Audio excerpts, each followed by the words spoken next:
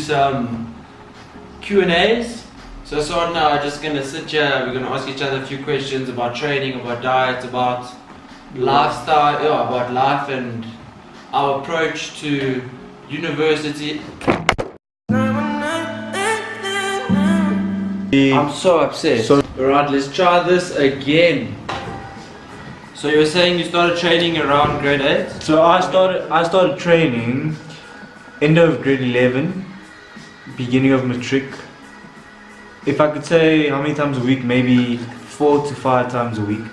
And was this like prepping for that? Yeah, this was because well I was playing rugby as well, and I said that I wanted to get a bit bigger for rugby, because you know when you transition to matric, you start playing first team, you want to be bigger because there are guys that are pretty big. So that's when I started gymming. I didn't follow a diet or anything specific, but that's when I started really training, and I think that's where I started to enjoy the whole gym life routine. And like how long did it take before you started seeing like good results? So you see, the thing is, I train every day for 2 hours, or not every day, say Monday to Friday for 2 hours every single time, thinking that that is what would have got me bigger. But obviously I didn't know the importance of a diet yet. So I was just training and eating what I wanted to. And I guess I did put on a bit of muscle, but it wasn't a significant amount because my diet wasn't on point. And I wish I knew that when I was younger, much younger. So then when VAC came, the last 6 months before VAC, I actually got a diet, and I mainly ate chicken and fish for 6 months. And that was my first time where I ever had to follow a plan. And I actually enjoyed it. It was nice to see how much self-discipline I actually had. So actually, vice versa. What fish was it? Was it like hake and stuff? It was hake, baked, not fried. I did a lot of baked in the oven. Baked in the oven. Okay, so since we're on this topic, what about you, Jesse? I started training when I was probably in grade 7. What? When I was 13 years old. So when I was younger, my dad always took me to the gym. Like we used to swim, we used to do like maybe 60 lengths in the pool. This was before grade 7. So prior to actually gymming, I used to just swim, and this got me in the work ethic of when I'm at the gym, you're actually just there to crunch down, knuckle down, and work hard. So grade 7, I started 2 to 3 times a week, depending on how often I could get there because of school and everything. And then as time progressed, maybe leading up to grade 10, I was gymming 4 to 5 times a week, but every day during the holidays. And then 11 and 12 came, I was gymming every day, if not like twice a day, hitting that cardio in the morning and then training in the evening, still going to rugby and all that. That's another question. So if you had to go out with your parents or friends or family, like what's the best alternative to eat? Say you go to a restaurant like, okay, let's say Spur for an example. What can you order at Spur that will help you reach those goals, even though you're out with friends and family, but you want to be healthy? You see, now that we're older and we've seen the different approaches, personally, flexible dieting is probably the best thing that you can do. Flexible dieting, if you really want to know more about flexible dieting, I think Jesse's going to make another video on that very soon. But yeah, the cool thing is these days, in recent times, people are adding a nutrition plan with their food that they serve, so you kind of know what you're getting already. So on the back, it's like when you buy food, on the back it has the nutritional values, yeah. But now at restaurants they're starting to implement that into their menu so that you can see how many calories and macronutrients are in that meal. Yeah, so I think it's nice to know, like, in terms of options, what's the healthier options compared to the ones that aren't so healthy. But at the same time, because of that nutritional plan that comes with all the foods that restaurants are now serving, you kind of have more flexibility because you kind of know exactly what's in what, and that makes a big difference when it comes to choosing what foods you want to eat. Okay, so say you go to Spur, we had to go to Spur on Monday night. So say a few of our mates get that buy one get one free burger, Yeah, but you want to like minimize the amount of carbs that you're eating. Like, what's the best alternative for you to get at Spur? I'd probably get maybe chicken breast, and then instead of getting the chips and onion rings, I'd just say a salad. So I know it doesn't sound intense, but I mean that little difference makes a big difference. Even just eating out, even though it's healthy, eating out, it just makes you feel more satisfied because someone else prepared it and it comes on a restaurant plate. I would have, even though we got help from people for free when we were in school, I feel like I would have appreciated it if I had more guidance when I was a younger student. Yeah, yes. Especially to capitalize on, you know, the facilities that we had at all boys schools and sports schools with the gyms, etc.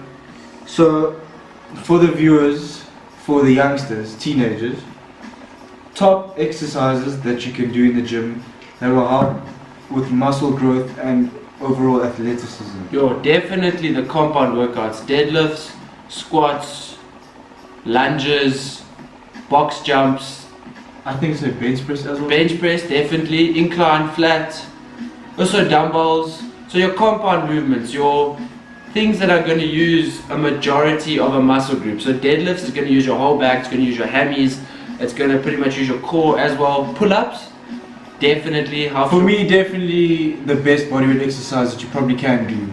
Not just for your back, but just for your strength. So at varsity now, obviously you go out with friends, you go out to clubs, you go out jolling, having a nice time.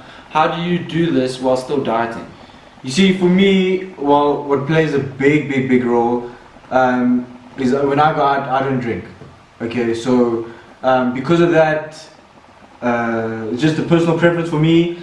So the problem with drinking, not only with the amount of carbs and everything that are in those drinks, it also decreases and breaks down testosterone in your body. Yeah. And as you know, testosterone produces muscle and helps you build muscle. So And recover. yes. You don't want to be drinking in the evening once you trained in the morning, and now you're going to lose all that muscle that you're trying to build. Don't get us wrong, we're not saying don't drink. Yeah, we're not saying don't drink, but drink in moderation. Drink in moderation, and like we said earlier, it's the healthier, not the healthy choice, but the better choices that make a big difference. So Every little decision in life builds up and it has the domino effect. So if I had to give an example, if we'd go out and say we did drink, or someone wanted to go have a beer or whatever, I'd recommend going for a Castle Light instead of a normal Castle beer, or going for wine instead of drinking like a cocktail mojito that's mixed with a lot of sugar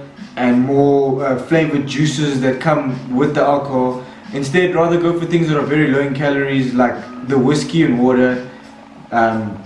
Wine straight is probably one of the best, very low calorie, and you know, a glass of wine a day isn't bad. Exactly. A glass of wine is actually great for your blood pressure, for heart function and everything. So, and also, like, say you do want to drink, you don't want to cut out drinking completely, Yeah, no, and that's completely understandable. If you had to get like brandy and coke, rather get brandy and coke zero. Yeah, less calories, and I'm sure it'll taste exactly the same. It will taste exactly the same. So it will help you, even that 2% difference, it will help you get one step closer while still enjoying yourself. Yeah. You will reach those goals. Yeah, exactly. And for those of you who basically don't have any self-control and want to get smashed, Grow a pair. grow a pair, or literally save one day when you have that really big night.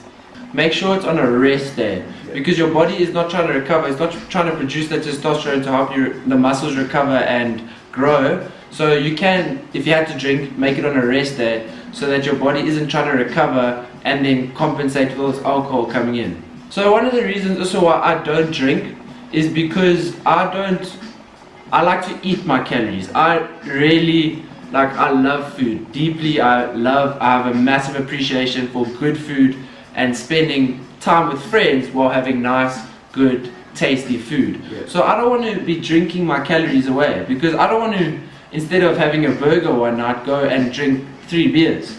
Like, I'd much rather eat my calories. I get much more satisfaction from eating good, nice takeaway food or restaurant food than from drinking. So that's my personal preference.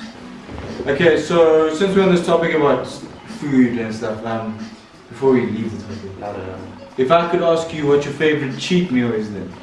My favorite cheat meal, I would say probably definitely pizza. And you? Yeah, I think I have a really big sweet tooth, so I think I'd probably go for like pancakes or something like that. For me, that's one of the best Okay, things so I can but the have on a problem is, cheat day. if you had to choose one thing, Okay. Okay, so if you had to choose one meal in one sitting, what would that be? If I had to choose one meal and a guy told me this is your last cheat meal you'll ever have, I'd probably pick a pizza as well. I really like just doughy pizza From with a lot where? of cheese.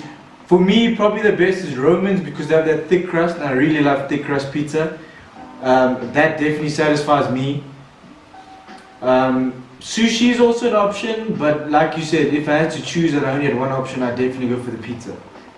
But that's the thing, like when we cheat, we go from pizza, we'll drive to the next place, we'll get some Krispy Kreme donuts, then we'll go to Spar, buy some sweets, then we'll get home and have some of Ian's rusks or something. Shh, don't tell Ian.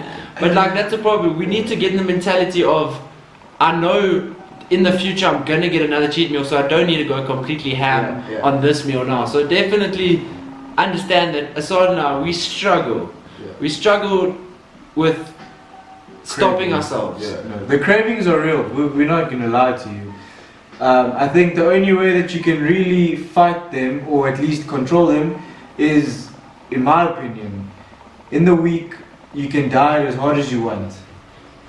But if you are going to diet Monday to Saturday, and on a Sunday you're going to eat over 10,000 calories because in the week you didn't get these specific foods that you wanted Yeah, to. because you completely All you're going deprived to do yourself. is jeopardize all your hard work and progress during the week.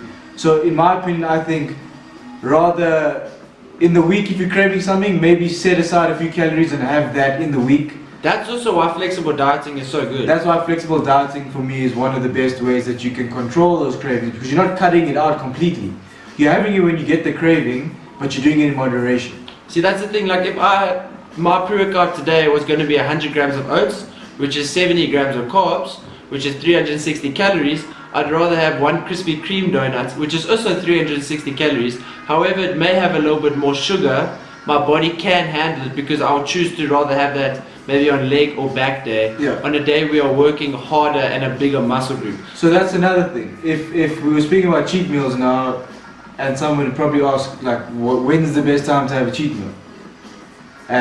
Jesse, do you want to answer that, Mr. Pro? Okay, so my cheat meals are on Wednesdays and Saturdays and Tuesdays and Thursdays. So every day. Okay, no, so the days that I will usually the days that I will train back and legs, or the days that I will cheat. So Wednesdays I usually train legs or back, or maybe even sometimes arms in the morning and then legs in the evening, which is what we are going to go do tomorrow, and Yeah. we are going to have some all-you-can-eat wings. Yeah. So stay tuned for that. If you want your chest to get bigger, If your chest is lagging, then move your cheat days to the days you're training chest. Knowledge bomb. what else? So, hope you guys enjoyed the video. Okay. Cheers, guys. My way.